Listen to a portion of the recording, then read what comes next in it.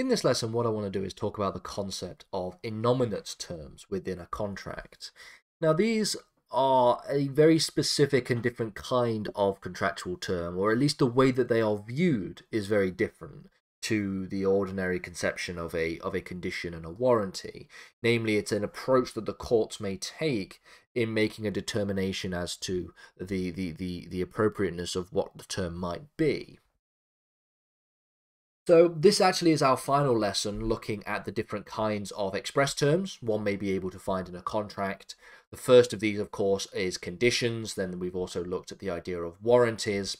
Now we're going to look at the issue of innominate terms. These are an interesting approach, which again, the courts have adopted this approach in certain circumstances in making determinations as to the contractual terms themselves.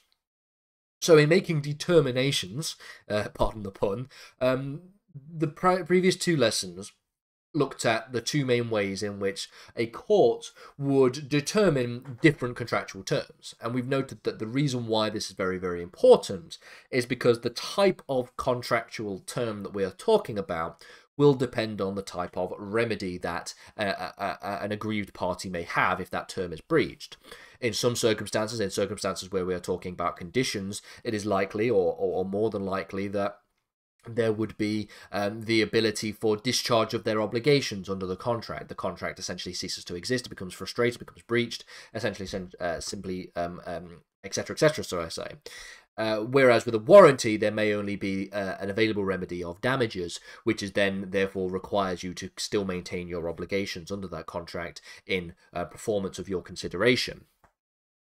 If the terms themselves, like I said, speak to the heart of the contract themselves, there will be conditions, and the breach of those terms may likely involve the ending of the contract. If the terms are more subsidiary to the agreement and do not necessarily lead to the destruction of the contract if they were to be breached, then we suggest that these are warranties, and that their remedies that are in place are a little bit lesser. The distinction here is important since it would inform essentially the type of remedy that are available to an injured party.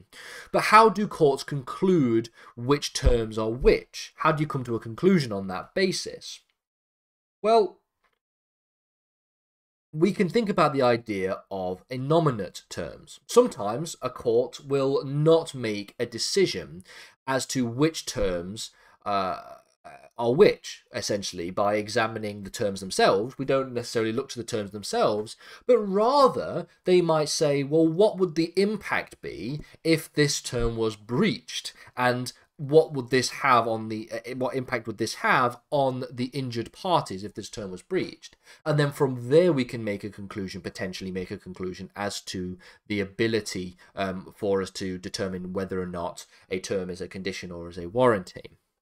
So instead of reading the terms themselves, they shall wait and look at the effect of the breach of said terms. Only then can a determination be made on the effective remedy and the classification.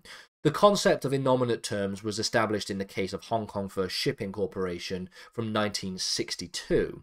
And in this case, we see an attempted repudiation of a term. The claimants would then bring a claim for wrongful repudiation on the basis that the term was in fact a warranty and not a condition. So we have a confusion as to the extent to which something is a warranty or whether or not something is a condition. The contract itself was for the charter of a vessel and a period of 2 years. And the term within the contract stipulated that the vessel was to be, quote, in every way fitted for ordinary cargo service. So it's a term that requires a certain level of quality or a certain adherence to quality for the type of vessel that we're talking about. This was sometimes known as a standard seaworthiness clause within basic maritime shipping law.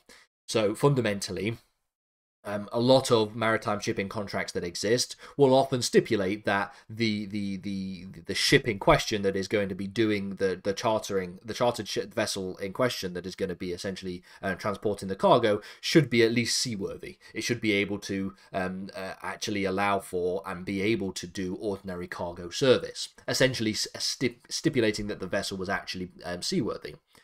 In reality, for this particular case, the ship was very poorly fitted, and the crew were very, very incompetent, all of which led to a requirement that the ship be repaired and fitted with a better crew, something which took an extra 18 months.